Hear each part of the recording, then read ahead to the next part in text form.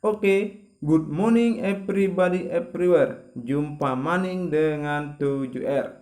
Kali ini materi kita adalah hakikat fisika dan metode ilmiah. Sebelum lanjut, jangan lupa untuk like, share, dan subscribe agar channel ini semakin berkembang dan bermanfaat serta menambah ilmu dan wawasan kita semua. Lanjut everybody. Nah, kalau bicara soal fisika, itu tidak lepas dari kehidupan kita. Jadi, apapun yang kita lakukan, apapun yang kita perbuat, itu tidak lepas dari ilmu fisika. Baik kita berjalan, kita duduk, kita mengendarai kendaraan, naik mobil, naik sepeda, bahkan itu tidak terlepas dari ilmu fisika. Bahkan kita ingin melakukan sesuatu, itu semua berhubungan dengan fisika. Jadi semua kehidupan kita, kegiatan kita, aktivitas kita yang kita lakukan itu tidak lepas dari fisika. Oke, lanjut.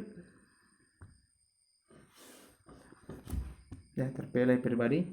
Jadi fisika merupakan salah satu cabang IPA yang mendasari perkembangan teknologi maju dan konsep hidup harmonis dengan alam. Kemudian kita lanjut. Ya.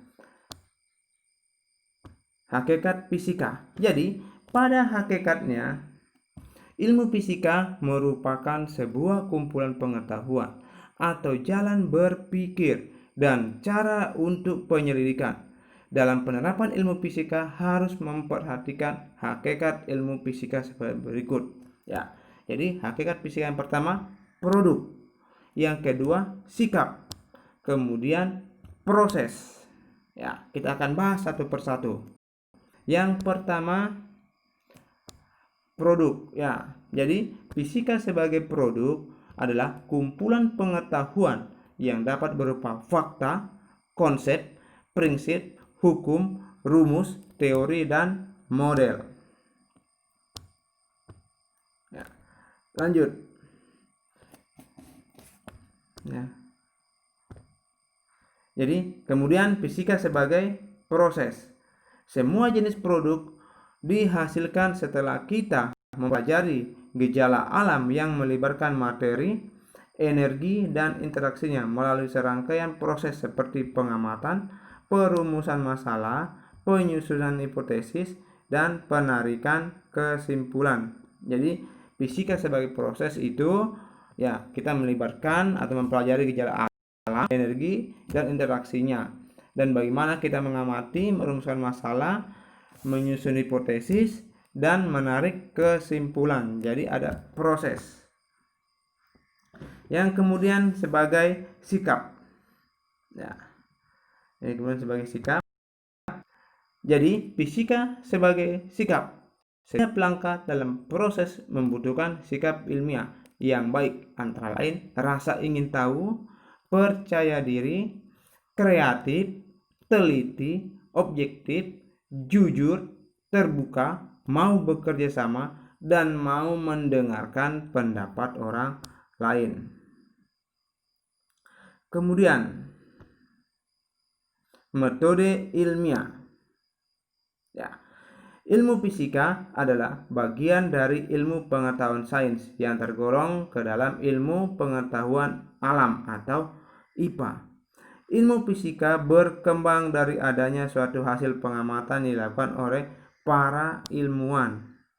Nah, hasil pengamatan inilah yang kemudian menjadi dasar dari beberapa eksperimen yang akan dilakukan hingga akhirnya terlahir sebuah hukum fisika.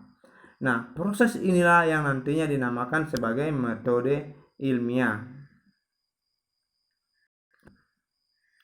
Nah, pengetahuan dapat dikatakan ilmiah jika memenuhi 4 syarat, yaitu objektif, metodik, sistematik, dan berlaku umum. Ya. Nah, yang bagaimana itu yang objektif?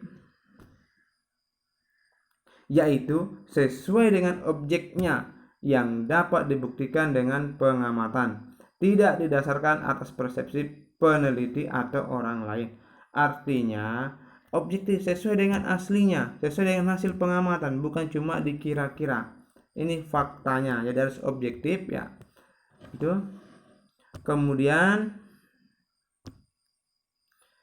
secara metodik, yaitu pengetahuan itu didapatkan dengan melakukan cara-cara tertentu yang teratur dan terkontrol, bukan sembarangan atau sembrono.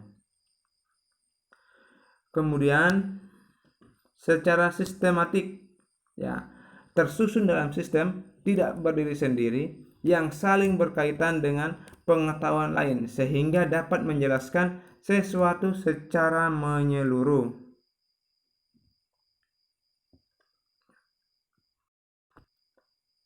Berlaku umum, yaitu pengetahuan itu berlaku untuk semua orang dan dapat dibuktikan oleh siapapun dengan langkah-langkah yang sama. Artinya, sebuah ilmiah itu berlaku umum, bukan untuk orang tertentu, tetapi semua orang bisa membuktikan dengan langkah-langkah yang sama.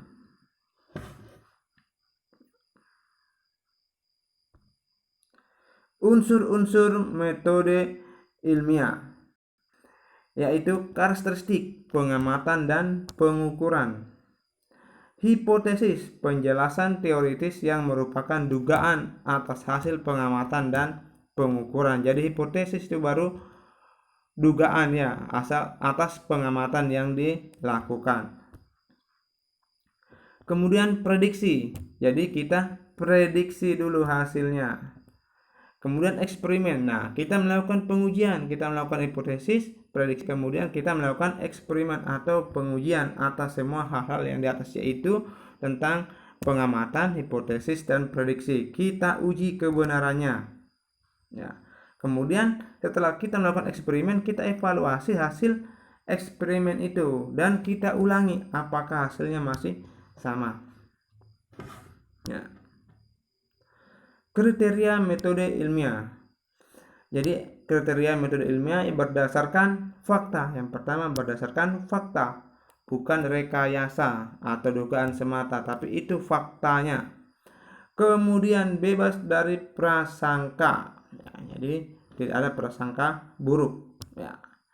Kemudian menggunakan prinsip analisis, perumusan masalah, menggunakan ukuran objektif, menggunakan teknik kuantitatif dan atau kualitatif.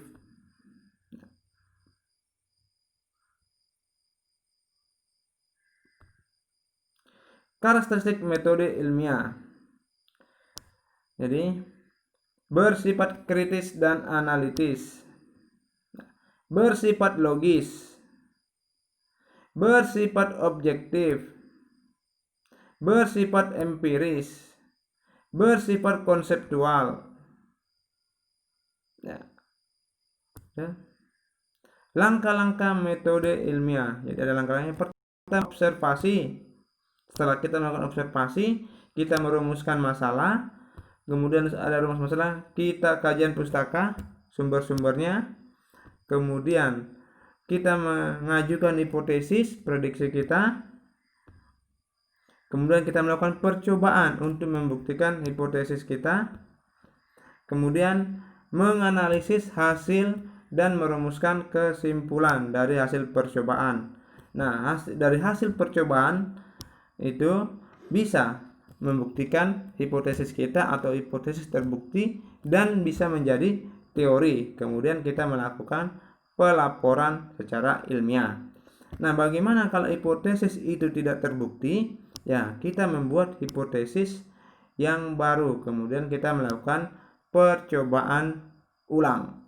Ya, jadi buat hipotesis terbukti menjadi teori, hipotesis tidak terbukti kita buat hipotesis baru dan kita lakukan percobaan ulang untuk membuktikan hipotesis tersebut.